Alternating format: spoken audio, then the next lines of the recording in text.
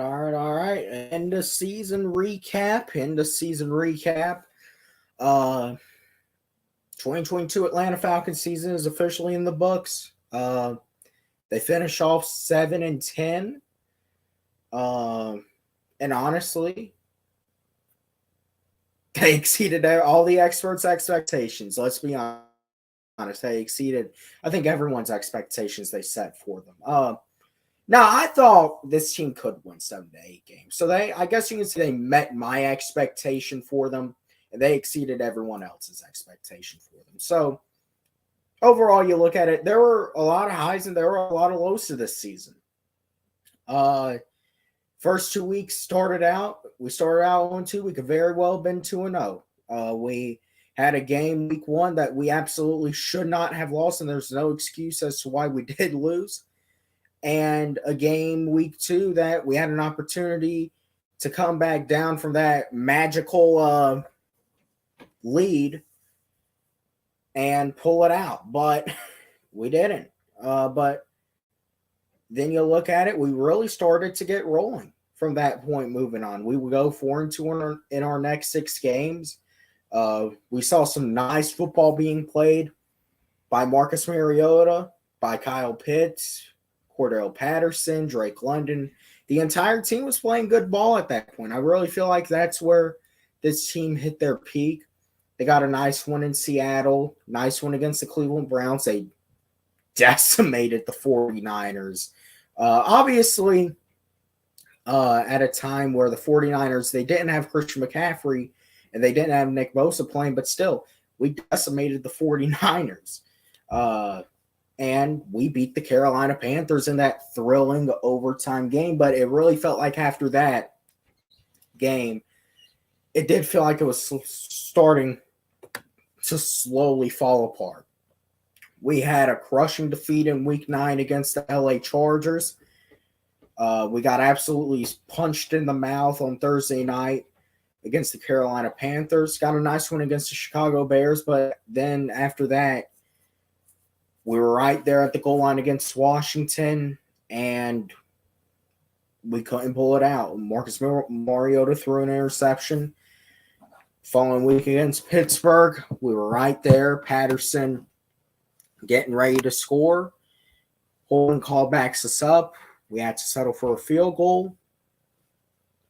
And we pretty much, that was pretty much the end of Marcus Mariota. We go into the bye week 5-8.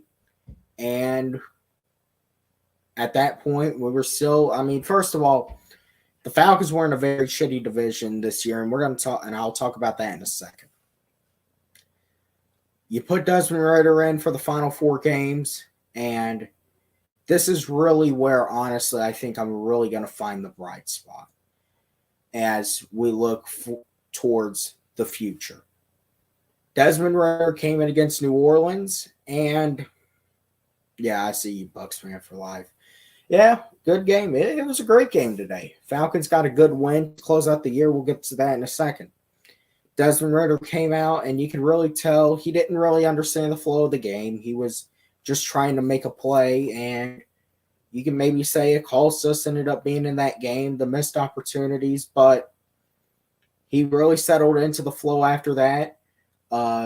He did everything that was asked of him against the Baltimore Ravens. We just couldn't pull it out. But these final 2 weeks, I think, have really proven, particularly today, you can work with Desmond Ridder. Desmond Ridder can be the quarterback of this team. He's going to be all right. You don't need to go out and get somebody in free agency. You don't need to go out and trade for Lamar Jackson. Maybe you go out and get a veteran to back up Desmond Ridder. That's honestly what I say you do. Mariota, I feel like, is going to be cut from the team. So I've been seeing Ryan Tannehill's name. Would you take Desmond Ridder over Ryan Tannehill as your starter? I would. I think Tannehill would be a nice backup. He'd give Ridder, some good advice as far as he'd be able to learn from Tannehill and some of the stuff he's done. And also Tannehill understands Arthur Smith's system. But I think you've got your guy in Desmond Ritter, and you can work with him now, and you have a foundation laid. That's the big takeaway from this season. And I'll talk about all the other little stuff. The big takeaway from this season, the future is fucking bright. A new dawn is rising upon us as Atlanta Falcons fans. The foundation has been set on this offense. Desmond Ritter, Tyler Algier, Drake London. Oh, and Desmond Ritter ain't even played with Kyle Pitts yet. The best weapon on this offense has not even been utilized yet. And he will be next year. And everyone's talking about the frustration with Kyle Pitts, him not being involved this year, next year. That's going to be completely different. That's going to be completely different. That's what I'm really feeling at this point. That's going to be completely different. Kyle Pitts is going to get back in there. And now that you have Drake London, who's really came on, and Tyler Algier, who is now has the best rookie season for a Falcons running back in franchise history, and you got a guy in Desmond Ritter at quarterback, and you got a pretty damn good coach in Arthur Smith, this offense is going to be lethal as hell. There's really, sure, you always need depth, but there's really not many other than left guard. There's really not much of, maybe you can go out and get a center guy like maybe a Jason Kelsey out of Philadelphia if he's willing to take less money on a one-year deal because his career is coming towards the end. But if he were to come here, I wouldn't be against that. But look, I think Drew Dahlman, we saw promise at him being the starting center all year, but he still has stuff to work on, and that's what they're going to work on in the offseason. So really outside of left guard, I feel like now you definitely have to make a push at re-signing Caleb McGarry. That's what you got to do. He has played great this year, especially run blocking. You got to make a push to go out and re-sign him. But other than that, left guard is really the only big hole I see on this offense. Now, this defense is a completely different story. We know, we've been talking about it for years. We got to go out and we got to get Grady Jarrett help. However you want to look at it. We got to go get another edge rusher. The biggest thing I think for me, we have to go out and get a guy that can play in that middle and can eat up those blocks. That is what we need. A guy like a Daron Payne, maybe a Javon Hargrave, a guy who can just go in there and eat up those blocks for Grady Jarrett, for Arnold Ebiketie, for, let's say, we draft an edge rusher. Say we draft Myles Murphy, the edge rusher out of Clemson, which I looked at it. It says we're going to be picking 8th overall, just like we did last year, this upcoming year in the draft. Is Myles Murphy there? Who knows? But I think one way or another, you have to look at this and say, the situation that you have with your offense, your foundation is laid. You have to go out all season with a purpose of working on this defense. We need to get another corner to go opposite of A.J. Terrell. We need to go out and get some safety help. Linebacker, I feel like, is the one spot on defense we might be set at. Rashaan Evans, I really honestly think he is maybe the most underrated guy on this whole team this year. How he came in there and he just ruled the middle of that defense, and he was making plays left and right. You got to give credit to him for that. Troy Anderson, he showed a lot of promise this year. Michael Walker isn't a bad linebacker either. But you got to go out. You got to fix this defensive interior. You got to fix edge rusher. You have to go get another corner opposite of A.J. Terrell. I say bring Isaiah Oliver back. He made some nice plays today. He's made nice plays all year. He's finally came into his own after his first 2-3 years, we did not even want him on the team. And he's finally came into his own. You gotta love to see it. And yeah, so I feel like the future nonetheless is definitely bright with all the money that we got, another top 10 draft pick. And even though I lost $40 off of it, we're working with what some might call a somewhat easy schedule next year. I mean, look at it. We're going to be facing the Chicago Bears, the Houston. I mean, obviously outside of the division. Let me pull it up as a matter of fact. So the Falcons 2023 opponents at home, obviously Aints, Panthers, Buccaneers, which let's talk about it. The Saints, the Aints, whatever the hell you want to call them, they're getting ready to go back to those Aints days because they're going to have to cut ties with Kamara. They're going to have to.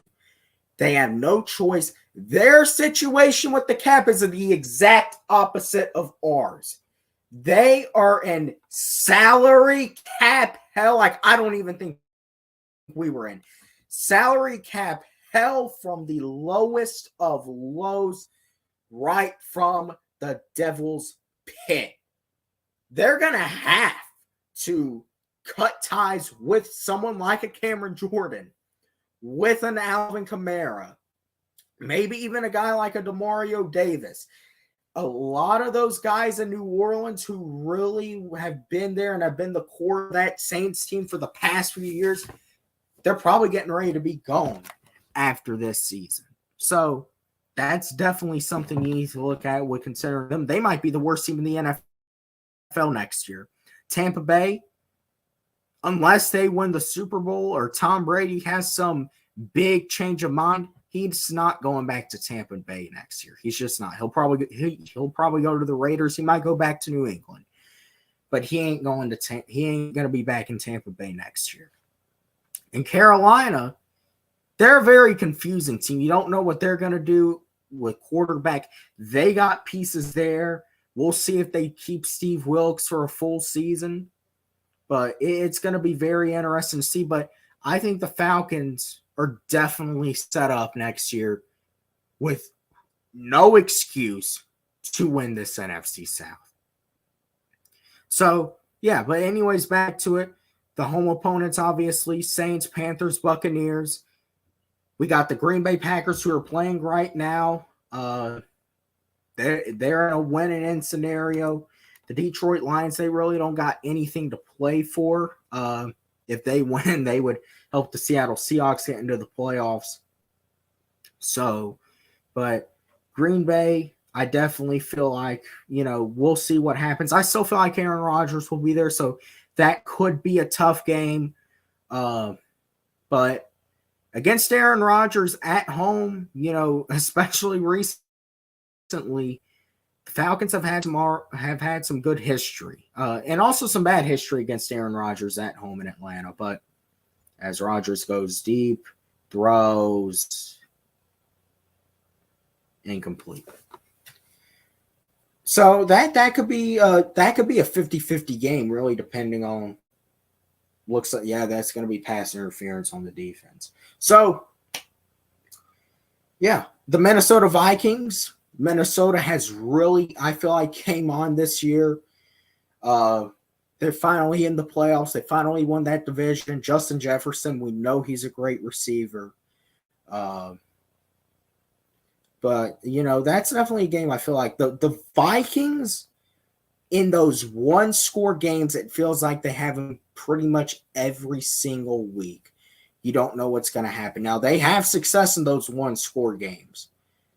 And the Falcons, they really don't have a lot of success in those one-score games. But definitely, that's a game that, you look at it, we could win.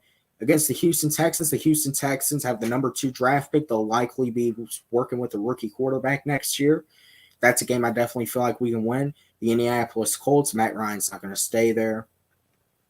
I feel like we should win that game.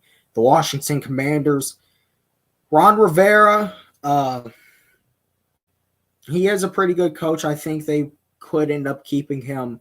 But I definitely feel like we can beat Washington. We've been right there against Washington the past 2 years. We just haven't been able to pull it out. But I definitely feel like that's a game that could also be a win. Go to the away games. The Chicago Bears, I definitely feel like that's a game that we can win. The Detroit Lions, that could be a tough game, but also that's one of those games you just don't know. Jacksonville Jaguars. Jaguars, I feel like in Calvin Ridley will be playing for Jacksonville most likely next year. So that could be a game where you don't really know what's going to happen. That could be a game we lose. Trevor Lawrence, I think he's easily turning into a great quarterback. But hey, you don't know. It always feels like every season the Falcons get one or two big-time upsets in games that they absolutely have no business winning. So that's another thing I think to keep in mind. The Tennessee Titans, I feel like that is a team that can easily – I feel like we can win against that team. I feel like they're getting ready to go. What the hell is that?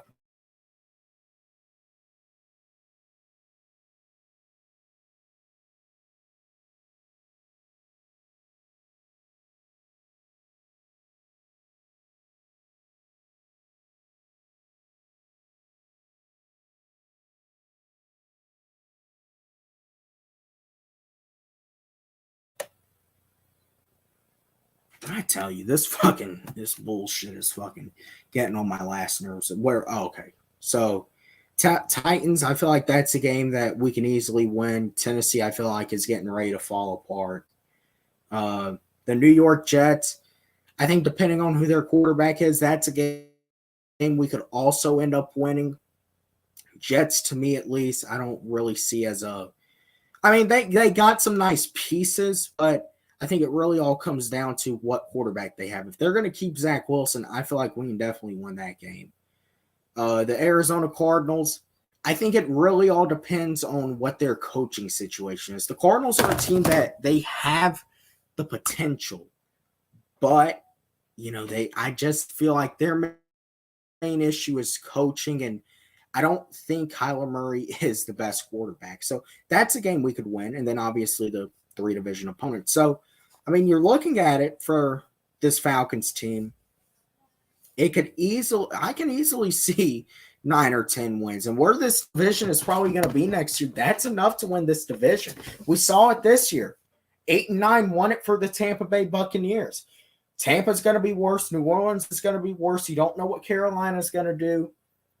We just need to build this defense, build around Desmond Ridder, and we can easily win this division.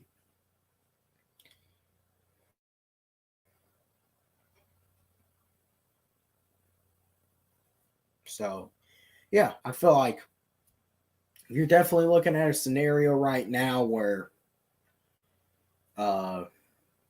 it's just really now we just wait until the offseason and see what they do. But we're going to make some big moves this offseason. I think you definitely got to believe that.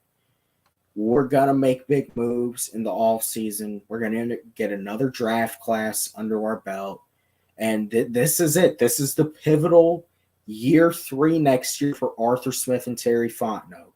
Normally, it takes you 3 years to really see what a head coach, GM, what regime is all about. The first 2 years, obviously, we were in very uncharted territory. It was a salary cap situation straight from hell. You had an aging quarterback, an aging football team. Last year, I mean, you struggled to field a 53-man team in general. This year, you got more of an infusion of youth, but it was also more so just letting them learn, and you still had other guys just in placeholder roles. Next year is where you're going to see this team at its best, I believe. Next year's make or break. If you don't win the division next year, something seriously went wrong. But I definitely feel like right now where it stands, we can easily be division champions. So I feel like it's all, I hate that fucking trust the process motto, but I feel like this is slowly, it is a process. You know, am I saying next year we're going to go out and win the Super Bowl? No. I feel like next year is where you show that you can be a playoff team. And then the year after, you need to go out because here's the other thing, too. Teams that are Super Bowl contenders, they typically make that one big splash move, particularly with their offense, that elevates them into that bubble of teams that can win the Super Bowl. Buffalo did it with Stephon Diggs, getting Stephon Diggs for Josh Allen. San Francisco did it with trading for McCaffrey. And there are other teams that, like the Bengals, they really did it most part through drafting, through getting Joe Burrow and Jamar Chase. The Chiefs got Patrick Mahomes. Well, they really had a team there that were playoff contenders, and you had Andy Reid as head coach. So, but yeah, it can be done in different ways, but just take a look. Typically, to elevate yourself into Super Bowl contention, you have to get that big time piece on offense. Now, you can say we have that in Kyle Pitts, and you can say that we have a nice complementary weapon in Drake London. So, really, all you got to do now is go out and get a wide receiver number 2. Olamide Zaccheaus had a nice game today, but I don't know if I trust him as a wide receiver 2. Definitely, I could see him as a wide receiver 3 in the slot, but I feel like let's just say a guy like Jarvis Landry, who he didn't have the best year in New Orleans, and he's coming towards the sunset of his career, but maybe we can get him on a 1-year deal. I feel like this year is definitely going to be different than last year. You're going to see next year is going to be way different than this year, I should say. You're going to see 1 or 2 big signings out of this team. And you're going to see a lot of other signings that they might only be 1 or 2 year deals, but these are signings of players that are going to be wanting to win. You're going to see slowly a winning culture being built here in Atlanta. You're going to see it. And what Desmond Ridder does not lose. He doesn't. I mean, he is undefeated at home in college and in the NFL. He does not lose at home, and he really doesn't even lose on the road. So take a look at it. We have a winner at quarterback and a head coach who, although the record does not say he is a winner, is establishing a culture that players want to play for. And when you have that, that sets up a recipe for great success in the long run. Yeah, I wanted to see the team make the playoffs last year. I wanted to see us make the playoffs this year, especially when we were right in the thick of it for the division race. I wanted to see us because we've been waiting too damn long. Here's the thing. It has been 5 years, not since the Falcons have been in the playoffs, not since the Falcons have finished with a winning record. It has been 5 years since the Atlanta Falcons at any point, any of these past 5 seasons, have had a winning record. We have not had a winning record once in these past 5 seasons. And I know real Falcons fans are absolutely sick of it. We're ready to see this team win. That's why we really had the attitude. We wanted to see the team win. But at the end of the day, this is a team that obviously still needs work done on it. This is a work in progress. And next year, I feel like that home playoff game, the Bens think about all the big events, the Super Bowl, national championship, SEC championship every year. They're going to bring the World Cup here in a couple of years, the Peach Bowl, all these amazing events here at Mercedes-Benz Stadium, and not one of them is associated with the Atlanta Falcons. How do you think that makes me feel as a Falcons fan that goes to Mercedes-Benz Stadium to watch the Atlanta Falcons? It makes me absolutely sick that this stadium is known for everything except for what it should be mainly known for, which is the Atlanta Falcons. Bottom line, the Falcons have never had a home playoff game in Mercedes-Benz Stadium. That has to change next year.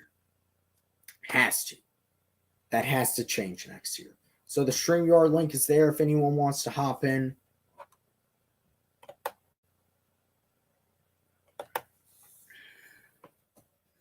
I can definitely see. I could definitely see the Falcons winning this division next year. As a matter of fact, I feel like at this point we should, unless obviously, anything can happen in the offseason. How I feel right now, I could feel completely different in 4 months. 4 months will be May. The draft will be done, free agency, at least the big cluster of free agency will be behind us. The schedule will be coming out. We'll know when we're playing who. Then at that point, you might feel a little differently. You might feel like the team can do better. You might feel like the team can do worse. But I'll say this.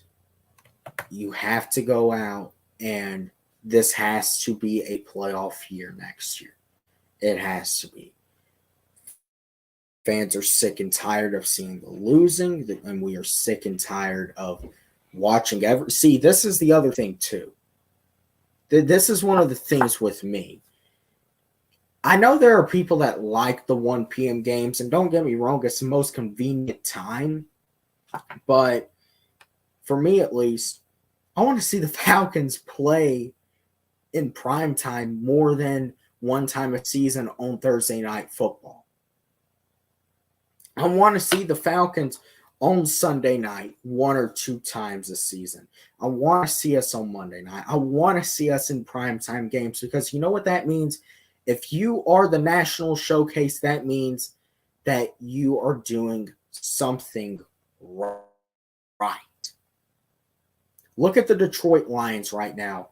Now look, they have no hope to go to the playoffs, but they've at least gotten themselves in a position where they started 1-6 and they've won 7 of their last 9 games and are in prime time because they are doing something right. Now, granted, Detroit wasn't dealing with the cap situation we were. So you also, I think, have to take that into consideration. When you have a situation like what we did with the salary cap, everything gets a whole lot harder, which I think Saints fans are about to realize the hard way. So, but it's definitely, I think, time for I think the culture is shifting towards the winning end here in Atlanta, and I think that's going to begin next year. So that's really all I got. If anyone else wants to come in, talk about, look, it's hard to believe that the season really is over. Obviously you got postseason football, and that's always fun to watch, but it's hard to believe that in about a little over a month, 5 weeks, it's all going to be over. Football just goes by too damn fast. Too damn fast.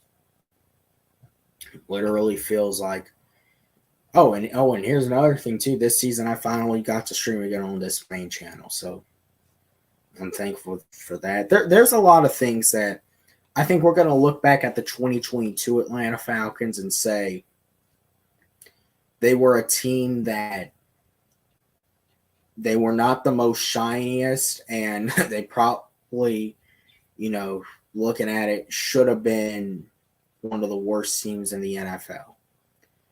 However, this was a team that I feel like played with a lot of heart. Look at it. In most of the games, the only game I'd really honestly say we gave up in, there were games that we had piss poor performances in, but the only two games I really feel like we just gave up in, we showed no heart in, was against Carolina on that Thursday night and Cincinnati. Every other game, every other 15 out of 17 games, it feels like this team, they showed heart. They had an opportunity to win, and whether they did or they didn't, they were right there. And when you're right there, you got to go out and get the pieces, get the players that can take you up a level. Right now, the Falcons, they're in what would still be considered that mediocre category because they haven't been able to prove that they can win yet.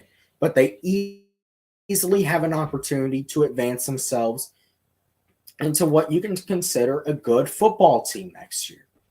A team that you can rely on to win 9, 10 games, get into the playoffs consistently. That is what it's all about.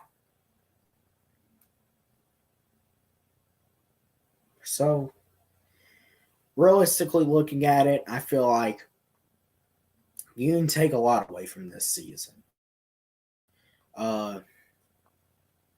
I feel like the foundation is, as I said before, the foundation has been laid on offense, and the work still needs to be done with this defense. And I feel like if you do that, you set yourself up nicely. So that's going to do it. As far as the offseason goes, I don't know how often I'm going to go live because a lot of things are going to be changing with me as well. But I don't know how often I'll go live. Maybe I'll try to around like free agency or something.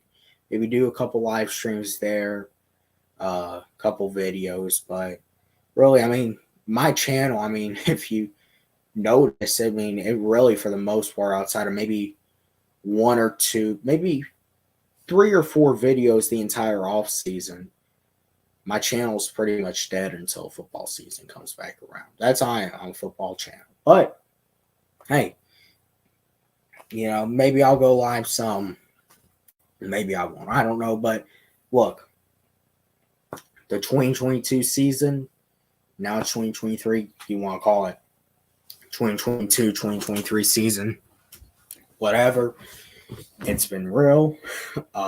Definitely, I think, a year of progress for the Falcons and taking that next step of building that winning culture. And with that being said, I'm out.